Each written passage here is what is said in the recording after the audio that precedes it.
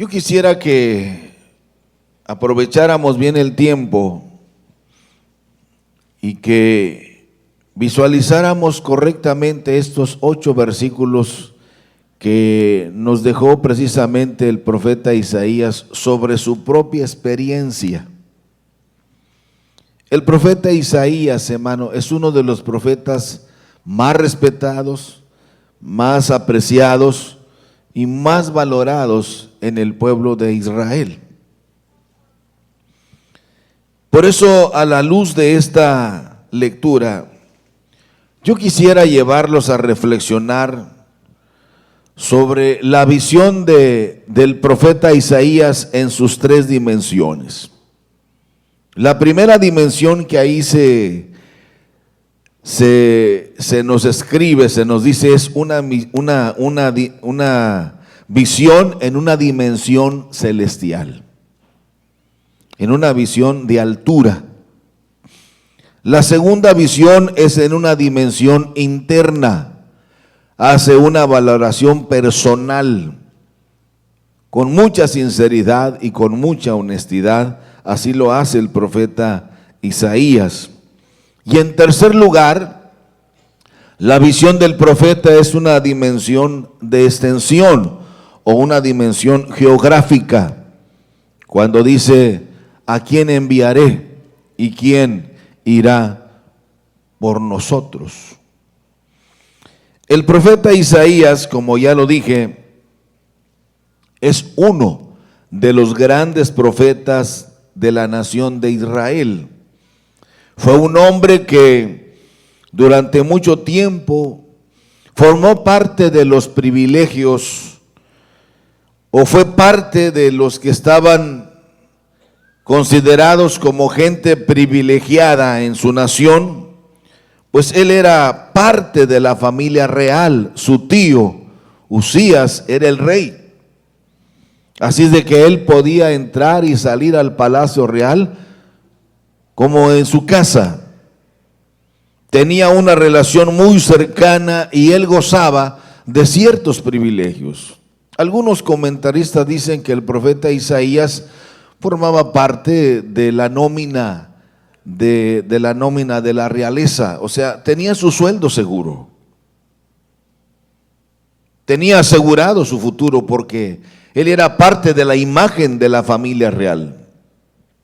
Pero como todas las cosas, hermanos, todo lo que comienza se acaba.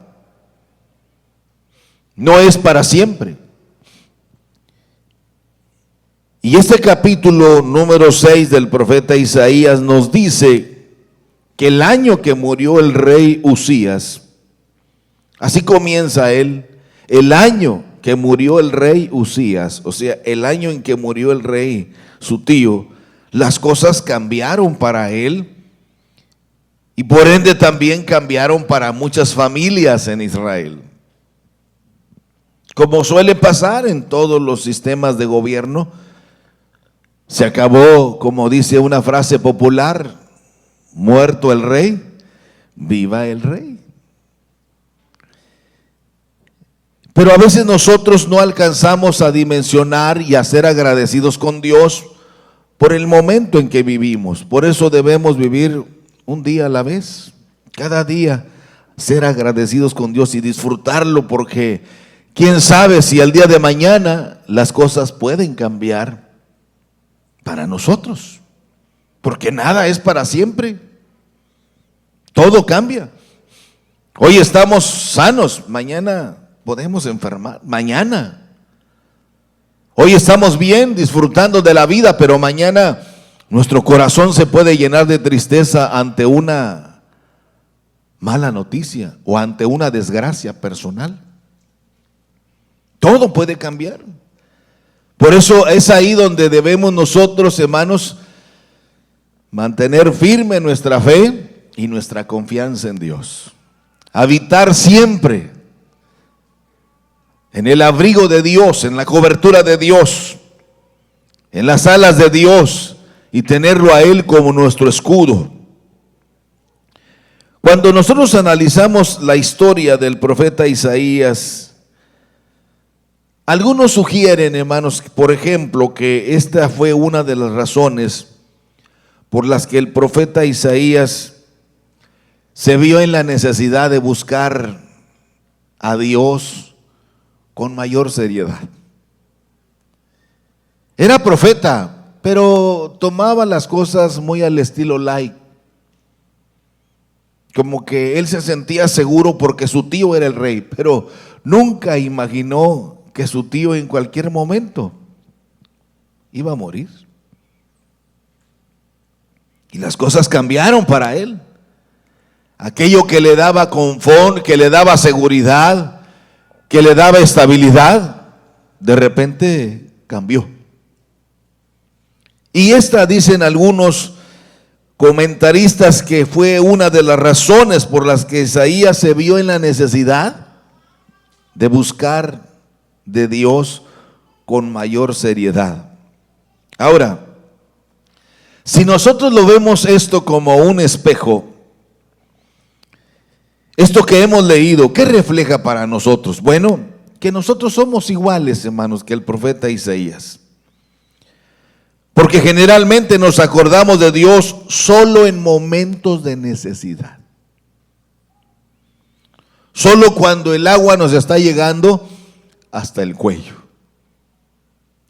Solo cuando las situaciones ya nos tienen muy asfixiados, y es entonces cuando nos acordamos de Dios. Esto también refleja que nosotros somos igual, que solamente buscamos la ayuda de Dios cuando sentimos que estamos en ese desierto personal, de tal manera que no sabemos ni qué hacer, ni a dónde ir. Y es entonces cuando nos acordamos que hay un lugar de adoración, que hay un lugar a donde yo pertenecí, de donde jamás debí haber salido, y entonces nos acordamos de Dios.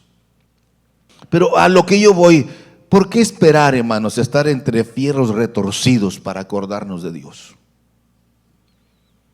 ¿Por qué el profeta Isaías tuvo que tener una búsqueda seria con Dios hasta que murió su tío? Pero a veces ni así entendemos.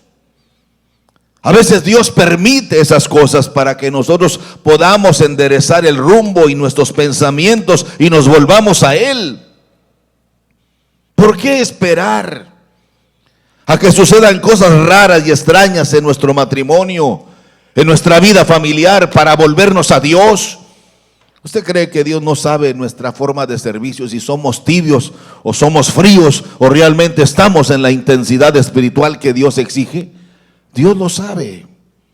Pero Dios es paciente y nos habla de muchas formas, de muchas maneras, porque Dios quiere que ese pensamiento torcido vuelva a su normalidad y nos volvamos a Dios. Esto nos habla también, hermanos, de que clamamos a Dios cuando pareciera que lo nuestro no tiene solución. Eso es lo que nos habla este pasaje. Lo más interesante de todo esto, hermanos, y para nosotros, gracias a Dios, que Dios siempre está atento a nuestro clamor, cualquiera que sea nuestra situación. Sea enfermedad, sea la desesperación, o sea que estemos viviendo en una vida de angustia, de miedo. Mire, vaya conmigo por favor, solo para que usted verifique lo que le estoy diciendo. Jonás capítulo 2, versículo 2. Léalo usted también, por favor. Jonás era profeta de Dios. Iba en una actitud de rebeldía ante Dios, porque a veces hasta eso somos, cristianos rebeldes. Sabemos lo que debemos hacer, pero no lo hacemos. Y Dios quiere lo mejor para nosotros. Dios no quiere que tengamos que pasar por esos desniveles. Jonás capítulo 2 dice: en mi angustia clamé a Jehová, invoqué a Jehová, dice, ¿y qué dice ahí? Y Él me oyó. Eso es lo maravilloso, hermanos, que cualquiera que sea nuestra situación, los oídos de Jehová están atentos a los que claman a Él. En mi angustia, decía el profeta Jonás, a pesar de que era grosero con Dios, a pesar de que tomó una actitud de rebeldía con Dios, de desobediencia, de soberbia, de altivez ante Dios. Sin embargo, Jonás nos deja una enseñanza que dice: en mi angustia invoqué a Jehová y él me oyó. ¿Sabe por qué? Porque Dios es bueno. Dígalo conmigo: Dios es bueno. Dios es misericordioso, dígalo. Y Dios me ama. Es ahí, en ese concepto, donde usted y yo debemos de caminar, hermanos. Porque a veces cuando caemos en esos terrenos de desesperación, de angustia, he oído a personas, hermanas, de alta escuela, de personas que son magistrados federales, que delante de mí han llorado y me dicen: no, pastor, es que yo siento que a mí Dios ya no me oye por lo que yo he hecho. No, hermano, le digo, Dios lo oye. Dios platica con cualquiera. Si usted quiere platicar con Él, mire, todos los días Dios habla con el diablo. Hermano, dice, pues no ha leído la Biblia que Satanás va todos los días a echarle chismes de usted y míos, y Dios lo oye. ¿O no han leído Job, que dice que estaba dialogando el diablo con Dios, diciéndole, y Dios le dice: ¿no has considerado a mi siervo Job, que no hay otro como él? ¿Qué hablará Dios de usted y de mí? ¿Se sentirá orgulloso, hermano? No sé. Todo no depende de Dios, depende de nosotros. Pero lo interesante es que Dios nos ama. Es necesario que todos los días nosotros entendamos que debemos esforzarnos. Algo que quizá ahora mismo estás pasando por una situación de dolor, de sufrimiento, de angustia, de desesperación. Tu vida ha sido una vida descontrolada, desordenada, y sientes que no tiene sentido tu vida. Me gustó una frase que escuché a alguien, algún predicador: lo que ahora estás viviendo no es tu realidad verdadera. No es tu realidad verdadera. Pero tienes que esforzarte, tienes que pelear con todo tu corazón por aquello que tú amas, por aquello que tú deseas, hasta alcanzarlo. Dios siempre ha usado la misma expresión, como aquella que le dijo a Josué. Josué no era el mejor, hermano, pero era el que Dios escogió. Josué no era el hombre idóneo, necesitaban un hombre más experto, pero a Dios le agradó el corazón de Josué, y continuamente le decía a Josué: mira que te mando que te esfuerces, que seas valiente, que no temas ni desmayes, porque Jehová tu Dios estará contigo a donde quiera que tú vayas, Josué. ¡Ánimo! No, es que lo mío no tiene solución. ¿Quién le dijo? Si Dios está con nosotros, en Dios nosotros haremos proezas. ¿Cuántos alaban el nombre de Dios? Cuando el profeta Isaías tuvo esta revelación tan gloriosa, hermano, sucedieron varias cosas. Primero, Isaías se sintió pequeño, se sintió limitado. Cuando se vio en esa visión gloriosa, porque me gusta la expresión, quiero que vaya a su Biblia y lo subraye. Cuando dice: vi yo al Señor, o sea, es una experiencia personal. Vi yo al Señor. Isaías se sintió pequeño, se sintió limitado. Cuando expresa más adelante: ay de mí que soy hombre inmundo de labios, y habito y vivo en un pueblo también de labios inmundos, de un corazón perverso. Isaías se sintió limitado, se sintió inmundo, se sintió sucio. Pero sucede, hermanos, que Dios lo transforma, Dios purifica sus labios. Esto es lo que se llama el encuentro personal, el encuentro glorioso que vivió el profeta Isaías, que lo marcó para siempre. Cuando aquel carbón encendido tocó sus labios, y le dice en el verso 7: es quitada tu culpa y es limpio tu pecado. Hay dos cosas que a mí me llaman mucho la atención en este escrito que ya leímos. Y nos dice la primera cuando dice, yo vi al Señor. O sea, Él lo vio, no se lo contaron, lo vi yo. Es decir, que Él vivió esta experiencia que cambió el rumbo de su vida. En segundo lugar, cuando dice, oí la voz del Señor. Eso se llama confirmación. De tal manera que el proyecto de vida personal, el proyecto de vida familiar cambió para siempre. ¿Por qué? ¿Por una emoción? No, fue una experiencia. ¿Por una ocurrencia? No, Señor, fue una experiencia personal. Oí la voz del Señor. Y en segundo, yo vi al Señor. Esta visión, hermanos, es tan clara y tan gloriosa que hicieron que muchas cosas cambiaran para este hombre de Dios. Cambiaron muchas cosas. Desapareció toda vanagloria. Desapareció toda ambición. Desapareció la soberbia, la altivez, el orgullo e incluso la ignorancia. Todas estas cosas fueron destruidas en la vida del profeta Isaías cuando tuvo esta visión gloriosa. Muchas veces, hermanos, nosotros batallamos con todas estas cosas que nos están bloqueando para servir en la obra de Dios de manera correcta y de manera más entregada. Es cierto que Dios no paga cada 15 días, pero siempre paga. Siempre paga. Y lo hace de manera abundante. Es ahí donde a veces no sabemos de qué manera, pero Dios nos ha demostrado a través de la historia, hay testimonios de cómo Dios opera de manera milagrosa en la vida de nosotros como iglesia. Pero Él quiere que nosotros, hermanos, tengamos esa experiencia, tengamos esa seguridad.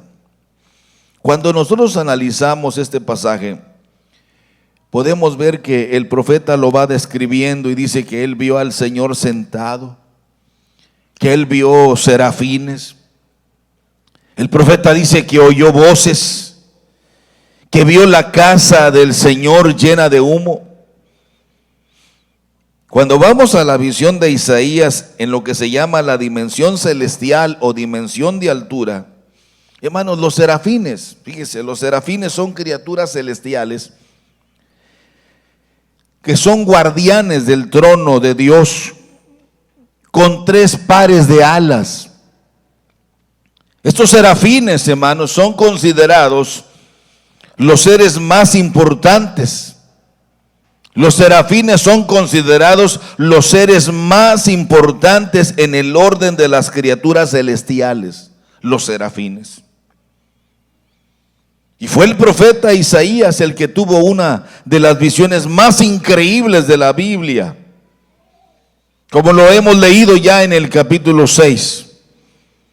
Y sucedió precisamente después de la muerte del rey Usías, su tío. Es entonces cuando Isaías tuvo una visión en la que vio a Dios de una manera impresionante, en un trono alto y sublime, rodeado de seres angelicales, como él lo describe, de 6 alas, con 2 que son los precisamente llamados serafines, conocidos también como seres ardientes o conocidos también como seres flameantes, que no fácilmente se dejan ver. Es Isaías el que hace una descripción de estos seres y que dice que con 2 cubrían sus rostros, con 2 cubrían sus pies y con 2 volaban. ¿Por qué harían esto? Se pregunta uno. Surge la primera pregunta: ¿por qué harían esto? Algunos especialistas en la materia dicen que ellos cubrían sus rostros para proteger al profeta Isaías de la inmensa luz que ellos emiten. Por eso ellos cubrían. Es luz lo que ellos emiten. Sus rostros es tan fuerte la luz porque reflejan a Dios mismo en esencia. Y uno se pregunta, bueno, ¿y quiénes son estos serafines que tienen hasta el poder para perdonar pecados? Ellos hacen esto también para mostrar respeto ante Dios, como dice el profeta, porque Él es santo, santo y santo. Los serafines son los únicos seres celestiales que están delante de Dios, repitiendo siempre su santidad, repitiendo siempre su gloria, porque solo Dios merece nuestra adoración y porque solamente Él merece nuestra alabanza por los siglos de los siglos. Con esta imagen que el profeta nos da, se deja con mucha claridad que Dios Padre, hermanos, es lo más sublime, es lo más santo, que solo Él merece nuestra adoración para siempre. Los serafines, hermanos, están constantemente honrando la santidad de Dios. Es algo que no debemos perder de vista nosotros jamás. Y ellos repiten constantemente esta frase que revela la santidad plena y total de Dios. Y todo esto, dicen los expertos, que nos habla de que nuestro Dios es santo en el pasado, santo en el presente y santo en el futuro. Él es santo siempre. Por eso exige de nosotros ser santos. Porque sin santidad nadie verá a Dios. Pero también esto nos sugiere la santidad del Dios Padre, la santidad del Dios Hijo y la santidad del Dios Espíritu Santo. El profeta Isaías nos habla un poco de las voces de los serafines que alababan a Dios tan poderosamente, que hacen temblar las puertas del templo y que llenan el ambiente de humo. Qué visión tan extraordinaria del profeta Isaías. Ver la misma gloria de Dios, estar en la misma presencia de Dios, es tan especial y tan maravilloso que hacían temblar todo ante la presencia de Dios. De pronto el profeta Isaías, después de contemplar toda esa dimensión de gloria, el profeta Isaías se da cuenta, hermanos, que no está preparado para este encuentro divino. Por eso es ahí cuando Isaías hace un alto y entonces viene la visión interna. La visión de Isaías es una visión interna. A diferencia de los serafines, Isaías no demostró ni humildad al cubrir sus pies, al cubrir su cara. Pero cuando ve el reflejo de toda esa gloria celestial, al ver y a contemplar toda esa dimensión de gloria que a veces a nosotros, hermanos, no nos acomoda bien, se vio a sí mismo. Y cuando hace una valoración personal, sincera y honesta, el profeta clama y dice: ay de mí, que soy hombre muerto, porque siendo hombre de labios inmundos, impuros, habito en medio de un pueblo de labios inmundos e impuros. Mis ojos han visto al Rey, el Señor de los ejércitos. Isaías se contempla a sí mismo. El profeta Isaías está en una situación de alto riesgo y se considera hombre muerto, hombre impuro, hombre pecador. Pero ahora ha visto la cara a cara, dice, ha visto a Dios. Pero fíjese algo que me gusta de este pasaje, que dice que cuando los serafines, al ver la actitud de Isaías, me gusta mucho esa actitud, dice que se conmueven de él rápidamente y lo absuelven de sus pecados. ¿Quiere leerlo conmigo, por favor, ahí en el verso 7? Tocando con él sobre mi boca, y dijo: he aquí que esto tocó tus labios, es quitada tu culpa y limpio tu pecado. Así dice la Escritura, que un serafín vuela hacia él, toca sus labios con una brasa encendida Y eso dejó a Isaías renovado, lo dejó purificado por ese fuego ardiente que los serafines traían, que son fervientes adoradores de Dios. Lo que es increíble aquí, lo que siempre ha causado una polémica teológica,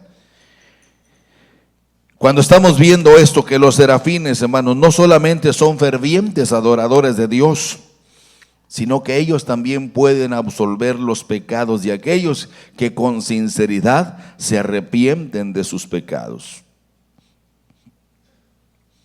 Es ahí cuando Isaías se contempla a sí mismo y ve a su nación, la realidad de su nación.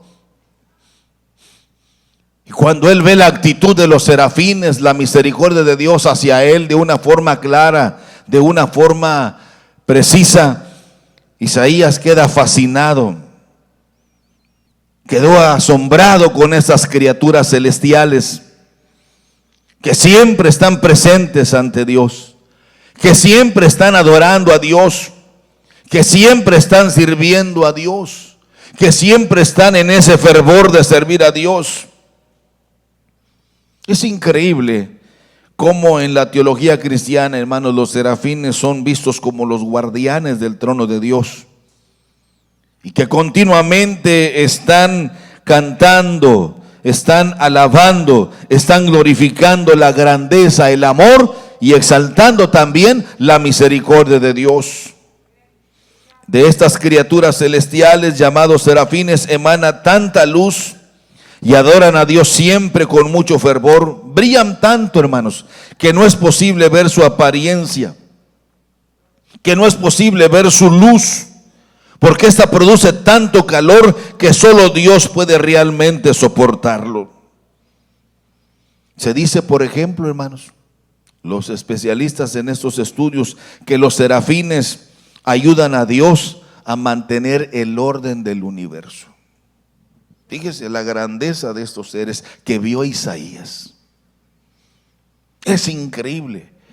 ¿Qué refleja esto, hermanos? La grandeza y el amor de Dios, en que siendo aún pecadores, dice, alguien más grande que estos serafines vino a morir por nosotros, que es el Señor Jesucristo, a quien damos honra, gloria. Y que dice Pablo, y si Él vive, nosotros también viviremos. Y si estamos aquí es por causa del amor de Dios reflejado en la persona de su unigénito Hijo, que vino a vivir entre nosotros, que se vino a hacer carne, que se humanó, que vino y pagó el precio y que murió en la cruz del Calvario, pero al tercer día se levantó de entre los muertos y ahora vive y reina por los siglos de los siglos. ¿Cuántos alaban el nombre de Jesús de Nazaret? Fíjese la grandeza de esta visión de Isaías. Los serafines, hermanos, ayudan a Dios a mantener el orden del universo. Por eso esta visión del profeta Isaías es intrigante y muy misteriosa. Sin embargo, estos serafines nos muestran también la grandeza de Dios. En este capítulo, hermanos, tan maravilloso, el profeta Isaías, como ya les dije, tiene una visión en tres dimensiones. La visión de altura, que va desde el verso 1 hasta el verso 4. La visión interna, que va del verso 5 al verso 7. Por ejemplo, aquí estaba yo revisando esto, que entre una de las muchas cosas que uno de los serafines tomó, dice, un carbón encendido, y tocó los labios del profeta Isaías. Yo me quedé con la duda y dije, ¿y qué significa esto? ¿Qué significa ese carbón encendido? Lo podemos tomar a la ligera porque generalmente así somos nosotros, nos gusta siempre pasearnos sobre la superficie de los pasajes. Pero yo me fui un poquito más adentro y descubrí que los expertos dicen, fíjese, los expertos dicen que el carbón es la base de la vida en la tierra. Es muy importante, dicen ellos, porque forma parte de moléculas complejas como proteínas y el ADN. Y este elemento, el carbón, también se encuentra en la atmósfera en forma de dióxido de carbono. Es la vida misma. Para los judíos, el carbón significa proféticamente el aliento de Dios. Por eso aquellos tomaron con las tenazas, no con sus manos, porque ese carbón es la misma presencia de Dios, que es tomado con las tenazas, con mucho cuidado. ¿De qué me habla? Que las cosas de Dios, hermanos, se deben tomar con seriedad y que debemos ser muy cuidadosos. Cuidado con el relajamiento. Cuidado cuando tomamos las cosas muy a la ligera. Eso no es agradable a Dios. Dios quiere que tomemos con seriedad porque Él es un Dios serio, un Dios que nos ama, un Dios que nos respeta, un Dios que nos formó con propósito, un Dios que nos diseñó desde antes de todas las cosas. Y Él exige de nosotros seriedad. Que nosotros podamos tomar las cosas con seriedad. Mire, hermano, si mi experiencia con Dios fue real, nadie me apartará, decía el apóstol Pablo. Pero si su experiencia de salvación no fue real, hermano, ojalá que este día tenga una experiencia real con Dios. Ya les dije, al paraíso no se entra solo. No es por obras para que nadie se gloríe. Al paraíso, como es aquella figura de ladrón que está en la cruz al lado de Jesús, que le dice: acuérdate de mí cuando vengas en tu reino. Jesús le dice: hoy estarás conmigo en el paraíso. Al paraíso no se entra solo. Eso es lo que nos quiere decir esa imagen.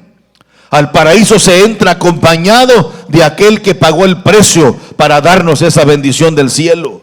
Solo con Jesús podemos entrar a las bendiciones del Padre. Solo con Jesús podremos encontrar las bendiciones de Dios. Solo acompañados de Él. Yo dije, qué interesante. El carbón significa todo eso.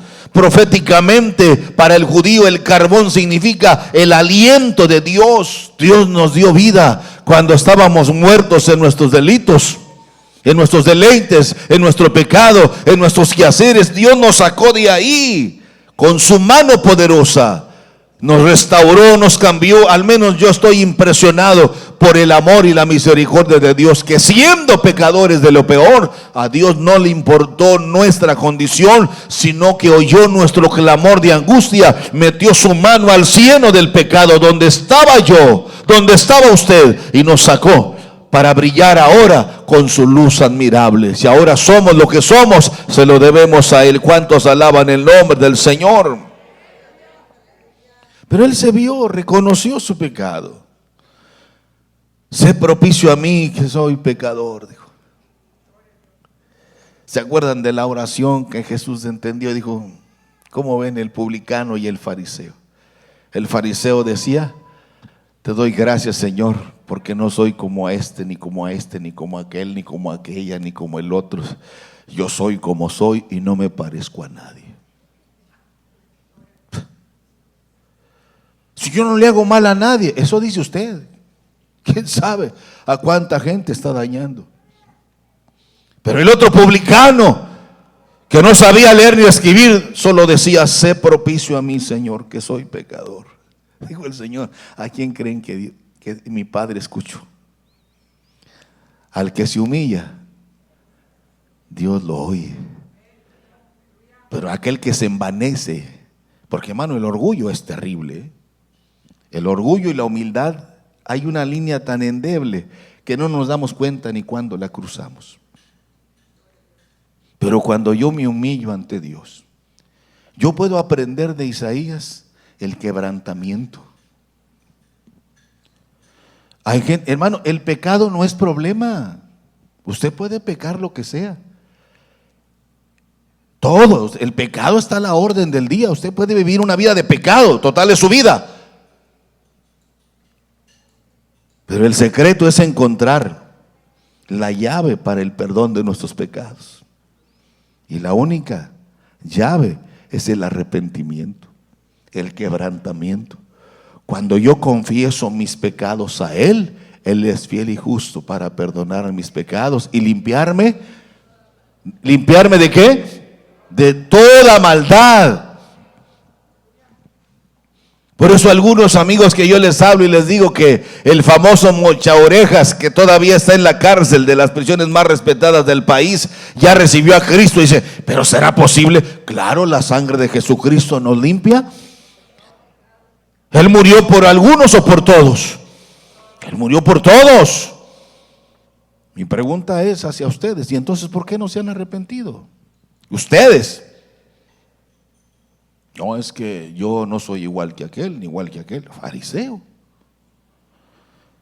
El asombro de Isaías, que era siervo de Dios y era profeta, hubo un quebrantamiento.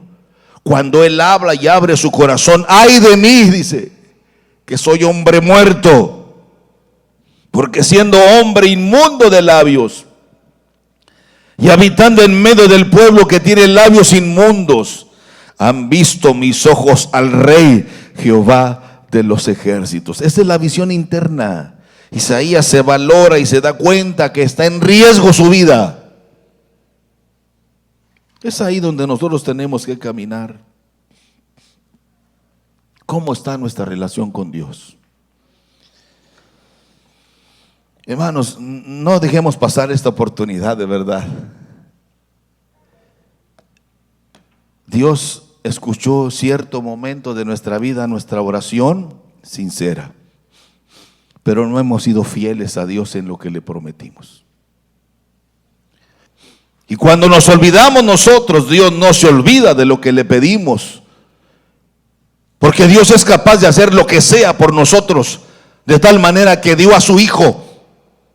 Como dice Pablo, si nos dio al Hijo, ¿cuánto más no nos dará todas las demás cosas? El problema es ese, que a veces nos olvidamos de lo que prometemos a Dios. Y estamos rasguñando de aquí para allá, como queriendo engañar a Dios. ¿Usted cree que podemos engañar a Dios, hermano? Y a veces como que queremos escupirle la cara a Dios, tratando de hacer todo y simular y hacer. No, hermano. Aquí nos habla el profeta que Dios es santo, santo y santo. Y que tiene querubines y serafines. Cuando Dios me llamó a mí a predicar su palabra, hermanos, yo no quería, porque se me hacía muy alto esto para mí. Dije, no, Señor, hay otros más buenos ahí en la iglesia, llámalos a ellos. Hay otros ahí en la iglesia que tienen sus expedientes más limpios que el mío.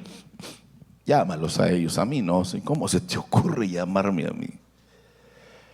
Pero Dios insistió tanto. Y yo me acuerdo de esto porque esto me hace volver a ese día, cuando Dios le dije, Señor, yo no puedo, Señor. La verdad, discúlpame, pero yo no puedo, Señor. Como si Dios ignorara lo que yo era y lo que yo hacía. ¿Usted cree que Dios ignoraba lo que era Isaías y lo que hacía?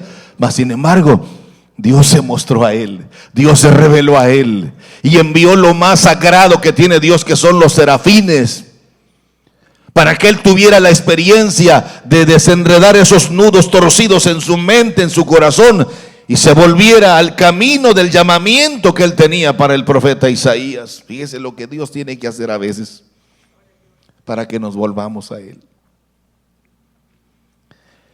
Y el Señor le dije yo, Señor, tú tienes millones y millones de seres que te adoran día y noche, Señor. ¿Por qué yo, Señor? Le dije. Un día 21 de marzo, no se me olvida. Y el Señor me dijo, sí, yo sé que tengo seres que me adoran y que son santos y que son perfectos, pero yo quiero que tú me adores. Pero yo, Señor, sí, dijo. ¿Sabe usted que en el libro de Apocalipsis los que son maestros, profetas aquí, que son casi apóstoles y que son querubines, ya casi en Biblia? ¿No dice la Biblia que un día en toda la historia del universo se guardará media hora de silencio? Un día los ángeles, querubines, serafines que han estado adorando a Dios de eternidad a eternidad, porque los ángeles no respiran, esos cantan y su cántico permanece para siempre, no hay pausas. Pero un día guardarán silencio cuando usted y yo, los redimidos con la sangre del Cordero, dice el libro de Apocalipsis, lleguemos ante su trono y se guardará silencio, porque los redimidos, lavados con la sangre del Cordero de Dios, estaremos cantando la canción aleluya, aleluya, aleluya. Y dirán los ángeles y querubines y serafines: ¿y quiénes son estos que vienen de la faz de la tierra? Estos son los lavados con la sangre del Cordero de Dios. Dirá usted: pero ¿acaso Dios me dará un espacio? Dios te ama tanto que tú no te imaginas lo que Dios puede hacer a favor tuyo. Que Dios tiene propósitos celestiales para tu vida. A pesar de lo que haces, a pesar de lo que piensas, a pesar de lo que decimos, el amor de Dios es tan grande que no somos merecedores de nada. Pero si le damos a Él en su lugar, a Él le damos la honra y la gloria. Mire, vaya conmigo a un pasaje más en el libro de Isaías, lo que hizo el profeta Isaías. Por eso fue exitoso en el pueblo de Israel. Isaías 50, versículo 5. Y voy a esperar que usted abra su Biblia y lo lea, porque esto la mayoría, casi el 99.9% no lo ha leído. Isaías 50, verso 5. ¿Qué fue lo que sucedió en esa experiencia? Mire lo que dice Isaías. ¿Ya lo tiene? Digan amén si ya lo tienen, hermanos. Dice ahí Isaías 55, Jehová el Señor, ¿qué?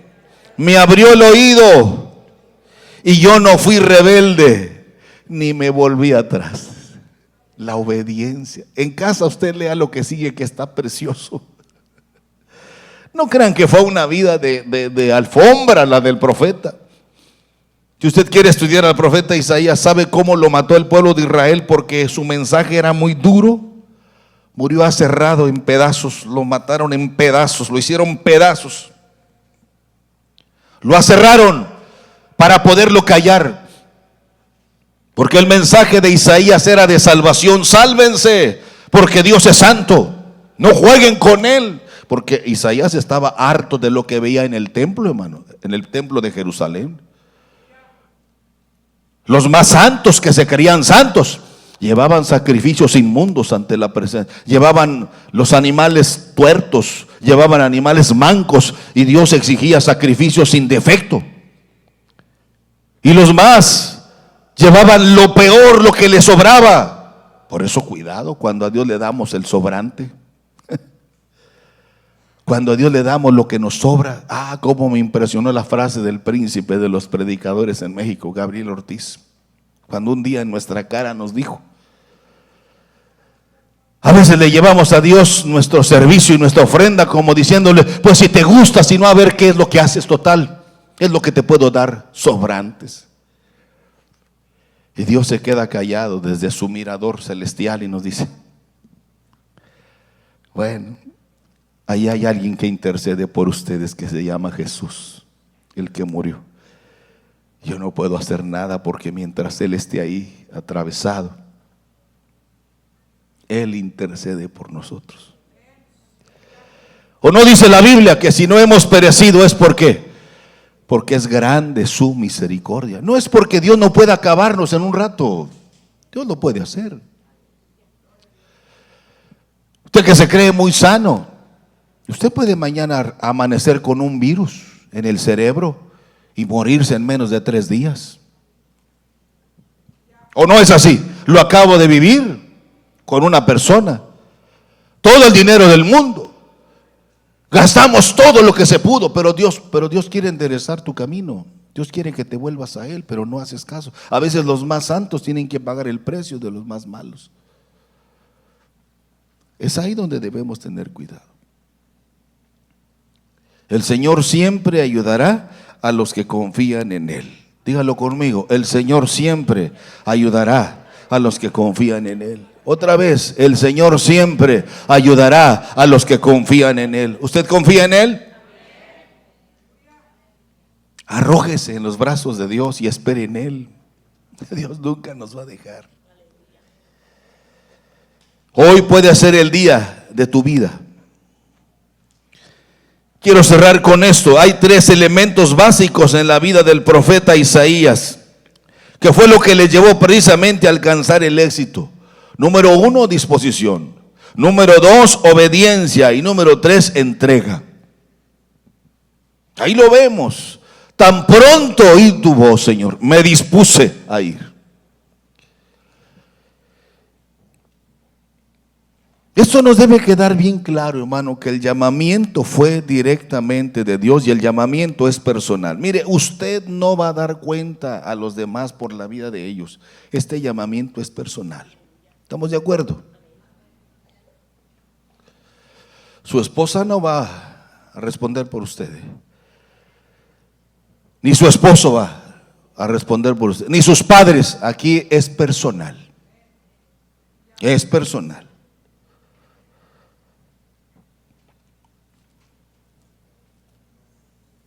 Y Dios quiere lo mejor para nosotros.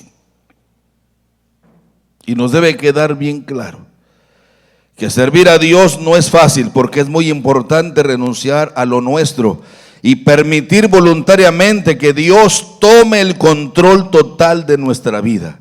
Pero todo esto es un proceso. El Señor no obliga a nadie, hermano. ¿Cuál fue la invitación del Señor, hermana? Yo estoy a la puerta y llamo. Si alguno abre la puerta de su corazón, se habla de la voluntad. Si usted abre la puerta de su corazón, yo entraré a él. Eso habla del señorío de Cristo. Porque a Dios lo tenemos que servir al contado y no en abonos. Algunas cosas sí y otras no. O lo servimos o no le servimos. Venid a mí todos los que estéis trabajados y cargados. ¿Y cuál es la oferta? Y yo los haré descansar. Hermano, es que yo la verdad ya no sé. Descanse en Dios, espere en Dios.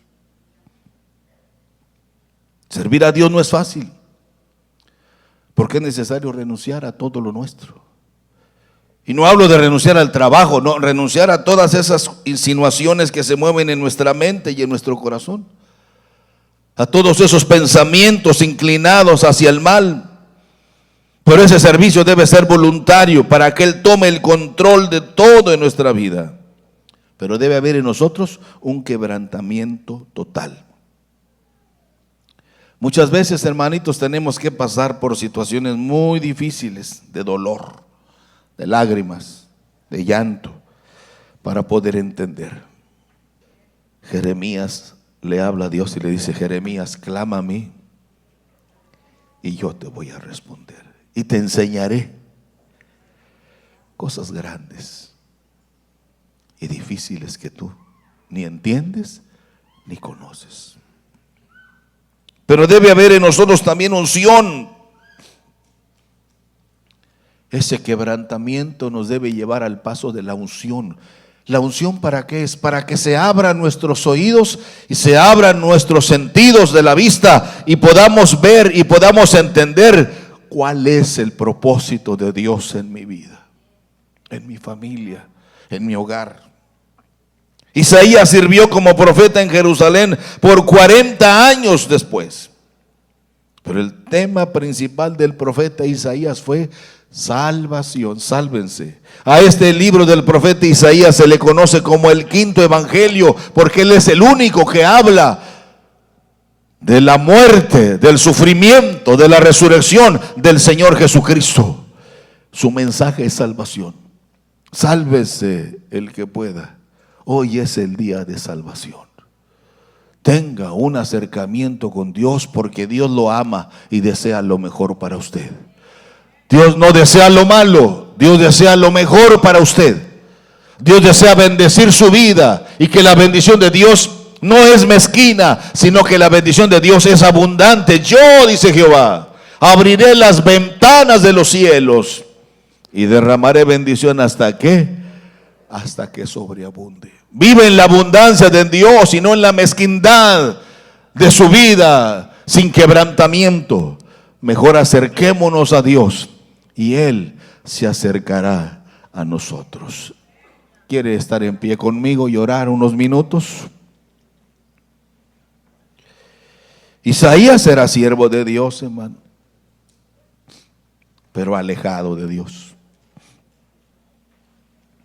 Pero hubo un momento en que Dios le dio la segunda oportunidad y Isaías lo aprovechó y duró esa experiencia, le dio la energía para servir a Dios por 40 años.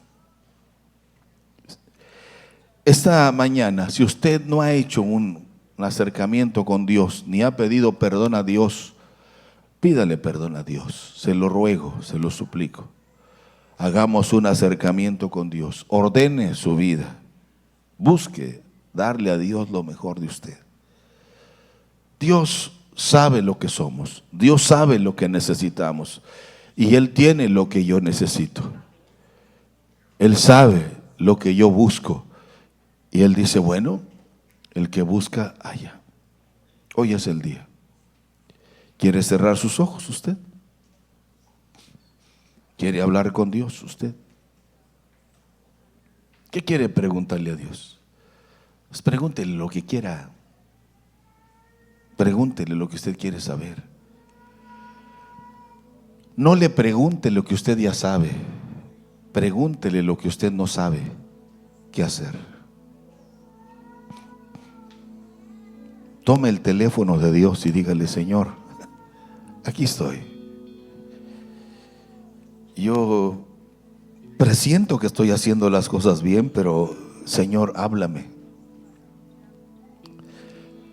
¿Hay algo que no te agrada de mí, Señor? ¿Hay algo que realmente no es agradable a ti de lo que yo estoy haciendo, Señor?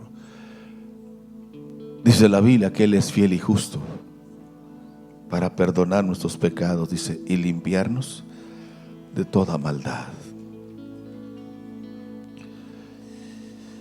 Señor, yo he dado este mensaje porque tú me has hecho sentir que este era el día y el momento. Y tú lo sabes, Señor, que así es.